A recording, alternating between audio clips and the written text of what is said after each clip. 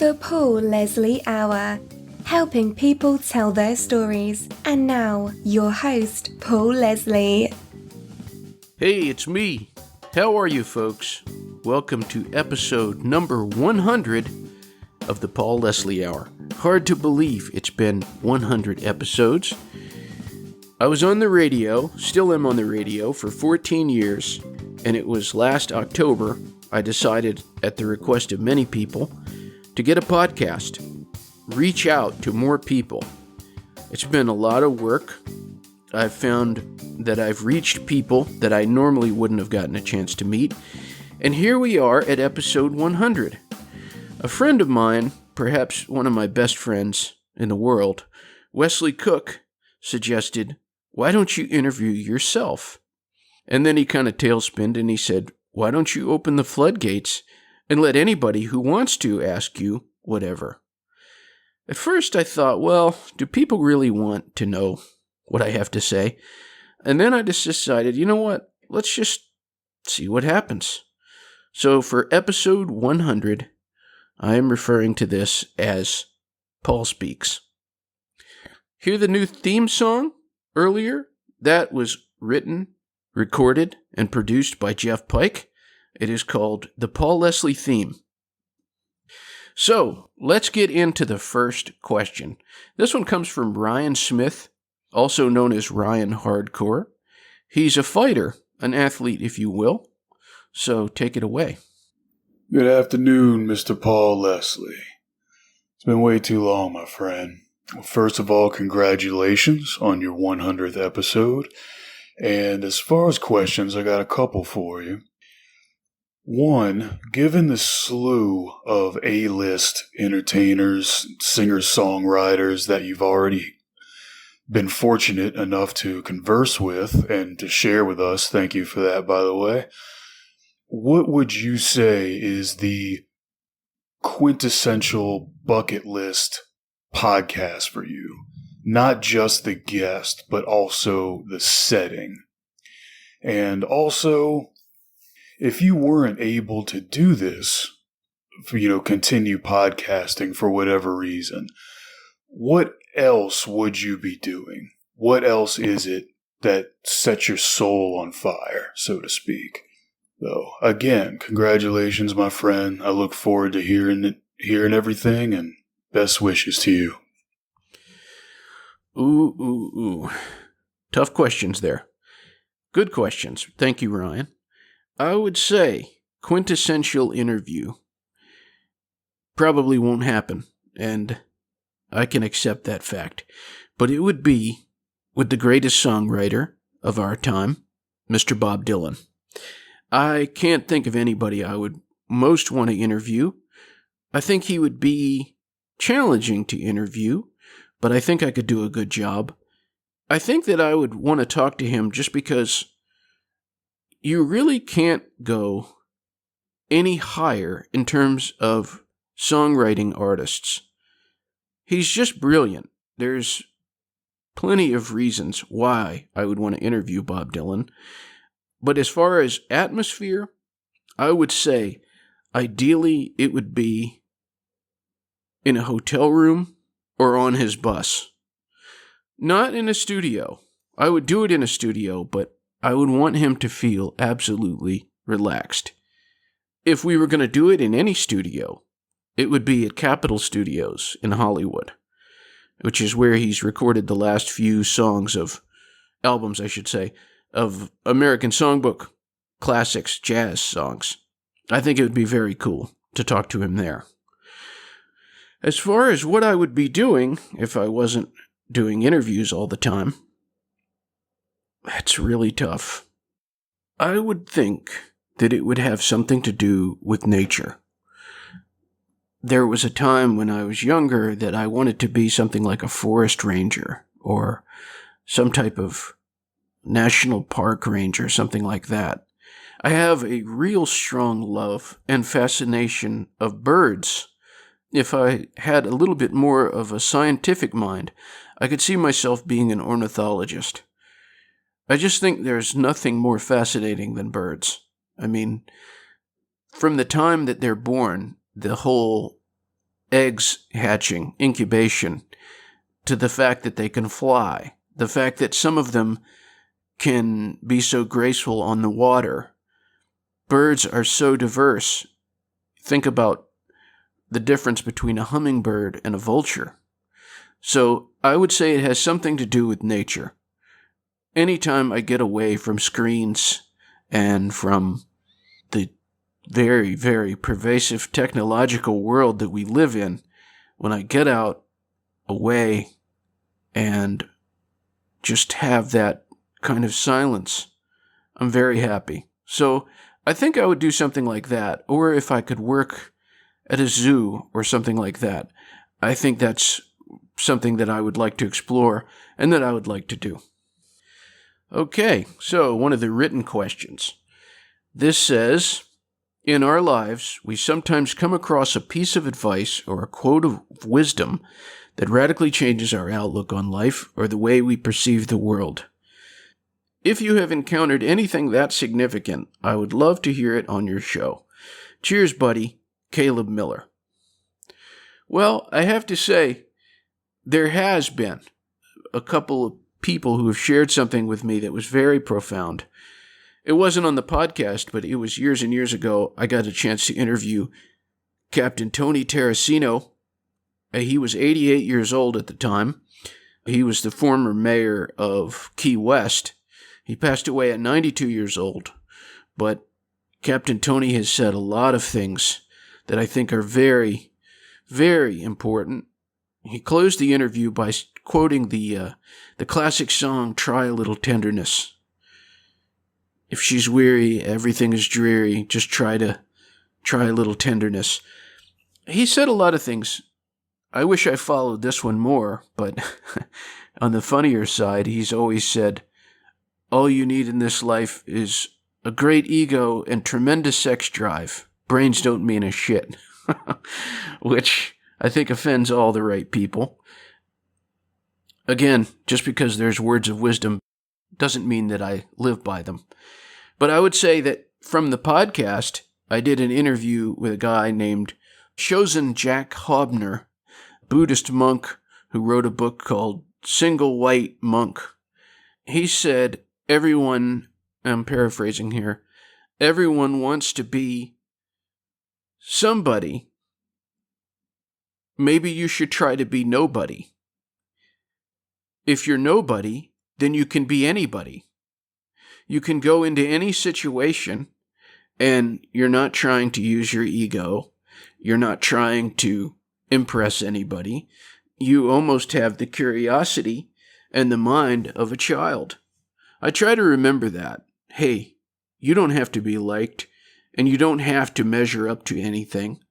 So I would say be nobody is one of the most valuable things that I've heard on the podcast to now, which is episode 100. Okay, this one comes from Raman. He asks, it's a two-part question, what's wrong with you? Well, Raman, there's lots of angles there that we could go.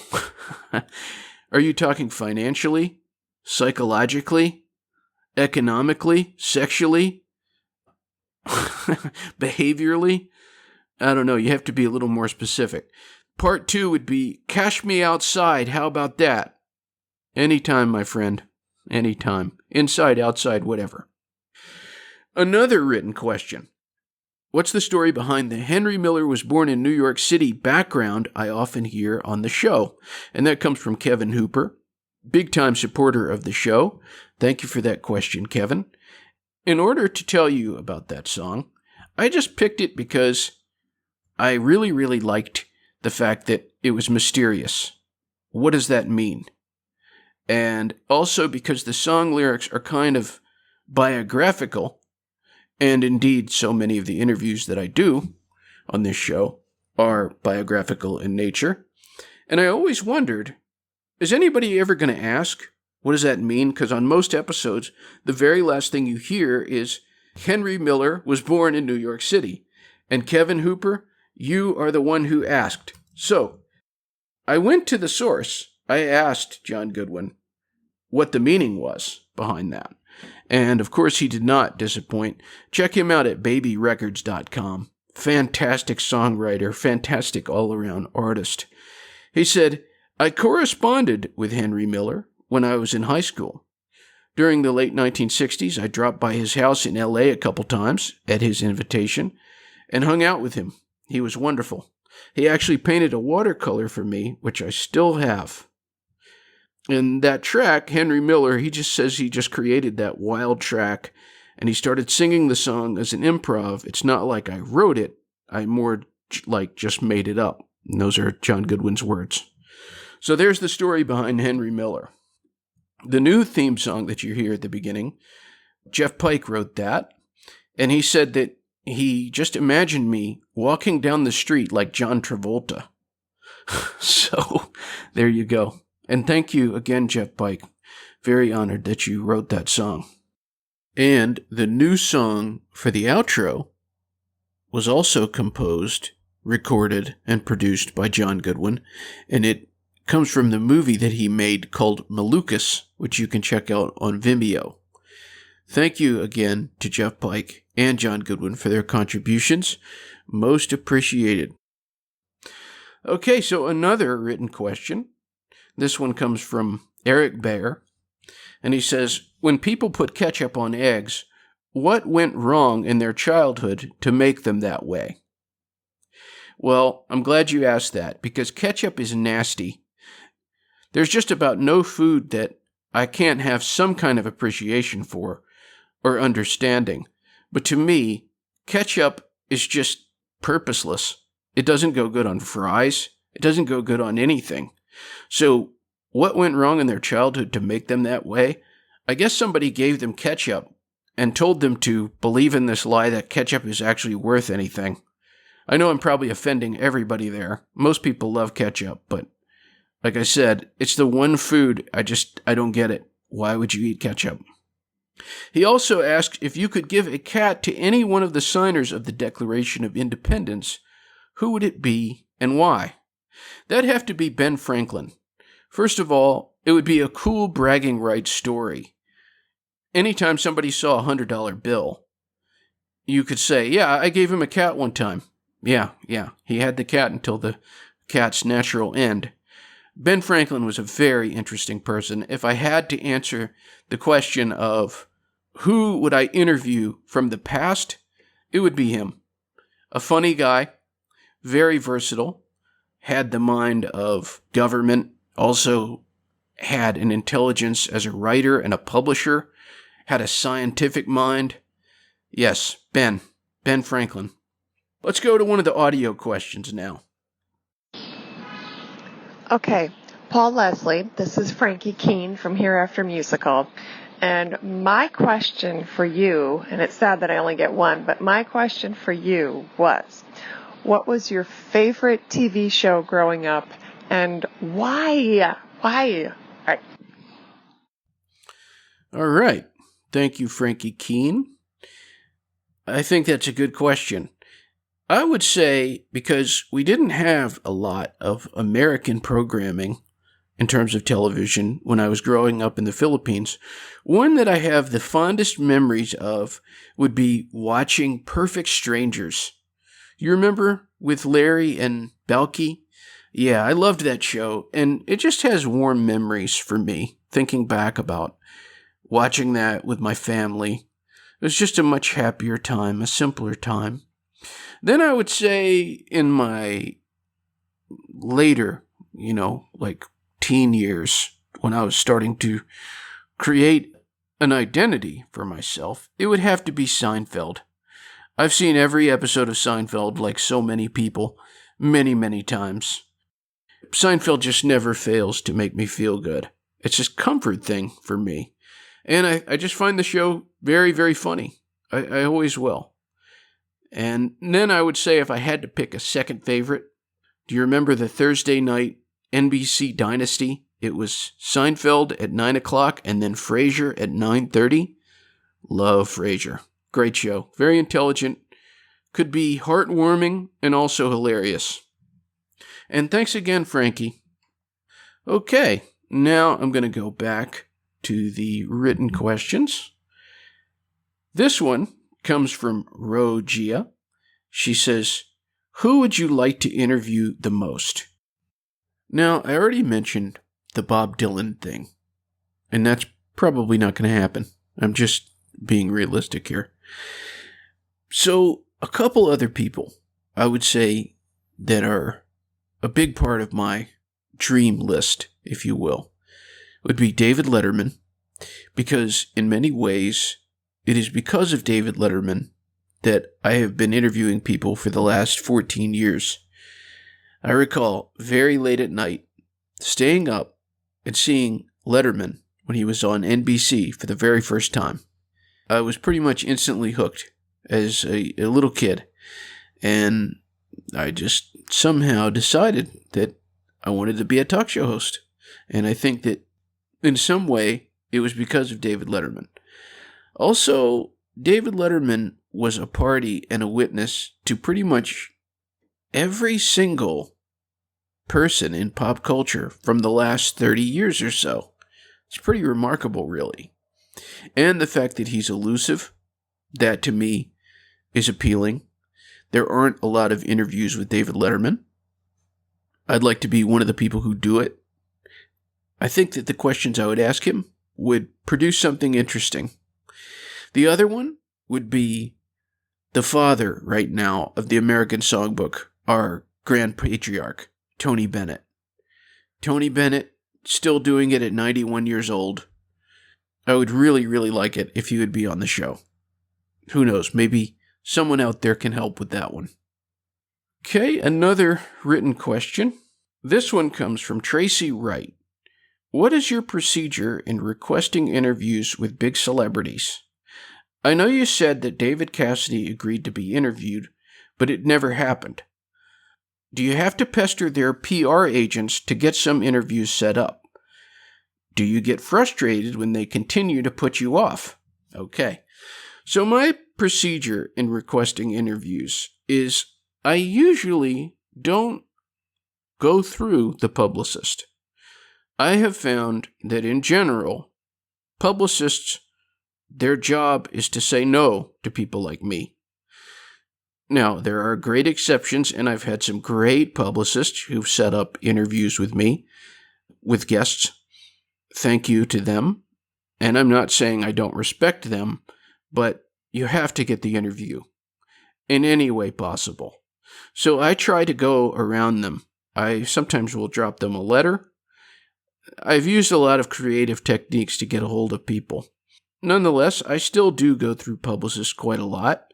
And you asked, do you have to pester their PR agents to get some interviews set up?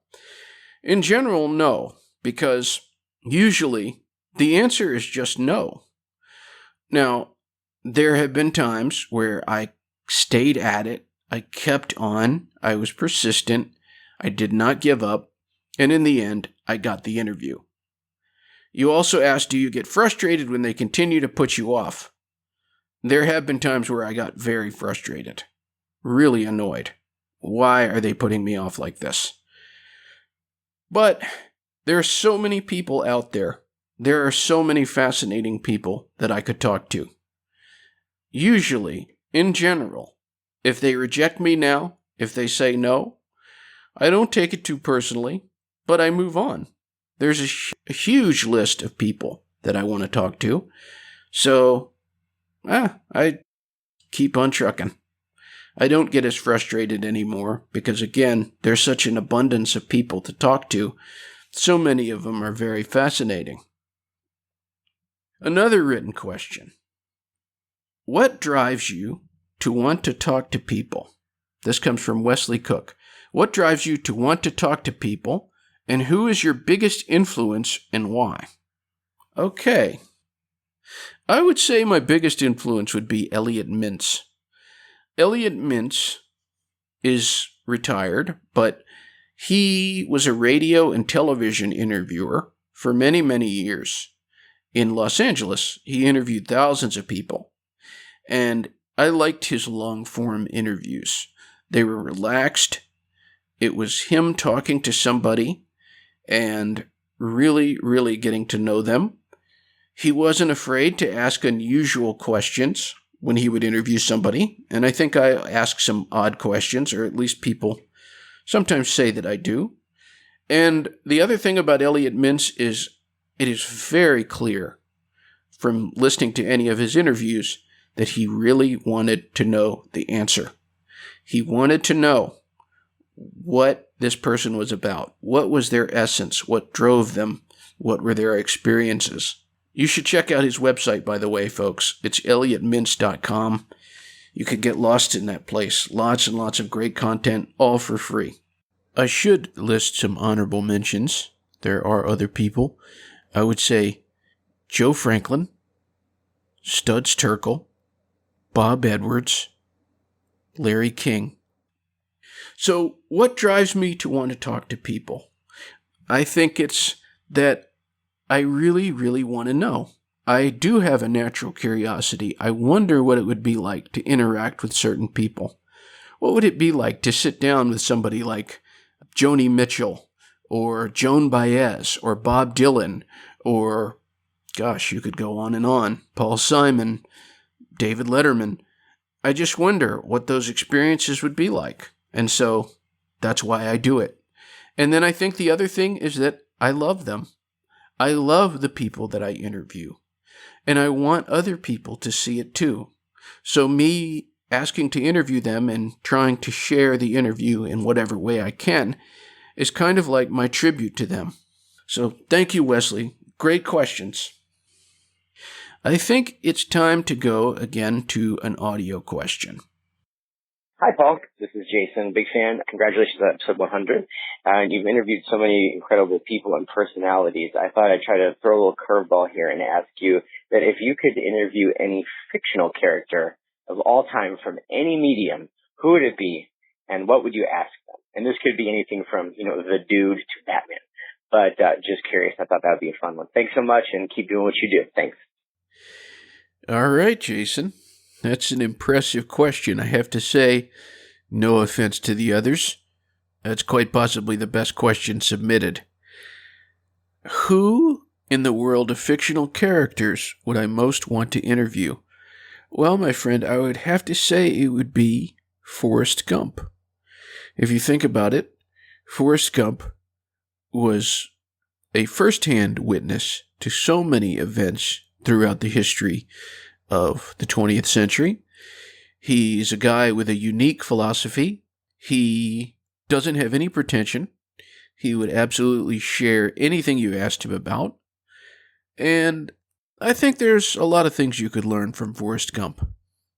So there's my answer. I think that my other choice would be Dr. Fraser Crane from Frasier, a fellow radio personality and a psychiatrist. Could be a very interesting conversation. Plus, Fraser Crane had a huge ego, and that's always good for an interviewee. Most of the time. Now let's get back into some written questions. This one comes from Rich Holmack.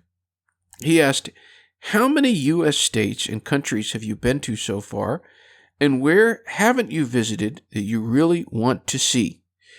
Well, I've lived in 4 states so far, and 1 foreign country. That'd be the Philippines, when I was younger. But it all started in Michigan, of all places. My parents were up there, and I wouldn't say I'm from Michigan, but that is where I was technically born. I visited about a dozen countries, all of them in Europe, Asia, or North America, and I've been to 36 states so far. If I could go anywhere right now, it would be Australia. I just think it's a fascinating place. It's a continent I've never been to. And then as far as states, I would want to be out west. I'm talking wilderness, Wyoming, Montana, that kind of thing. Thank you, Rich. Good question. We've got one more audio question, and this is from a couple of people that were past guests on the Paul Leslie Hour radio show, Ingrid and Hamilton. I'll let them take it away. Hi, Paul. This is Ingrid calling. My question for you is, if you could relive any moment in your life, what would it be and why? And this is Hamilton. And my question is, since I am a book nerd. What is your favorite book and why? If I could relive any moment, what would it be and why? Well, that's a tough question. I have to say this. When I was very young, my parents took me to see some very incredible things. From a very young age, I was seeing things that a lot of Americans wouldn't really get a chance to see. Volcanoes, tribal people, good and bad things. Good and bad, definitely. And I think that wanting to relive moments in your life could possibly be a recipe for suffering. But with that said, I do wish that I had the mind and the appreciation. I appreciated it then. I don't feel like I fully understood the meaning and the significance of certain things. There's so many things I'd like to see again and experience them now as an adult or a semi-adult. Okay, now the question from Hamilton, what is my favorite book and why? That one's a little easier. My favorite book was, is, and always will be Of Mice and Men. It's my favorite book because I believe it is the best definition of a friendship. The characters George and Lenny. Second choice, The Adventures of Huckleberry Finn. Same reason. The characters of Huck and Jim. No truer friendship has ever been written about. So, that's my choice for my favorite book, Of Mice and Men. Close second, The Adventures of Huckleberry Finn. Written question. This one comes from Karina. What have you found to be the best way to live? With you. Now there's two questions I almost always ask my guests. Easier asked than answered. What is the best thing about being you? In this case, what is the best thing about being Paul Leslie? I would say this. I get to be in awe of people. I think other people are beautiful. And what I do is celebrate them. People that I normally would never get a chance to meet invite me in, and I get to ask them why. It's a beautiful thing. I don't take it for granted. Sometimes I do. Sometimes I forget a little.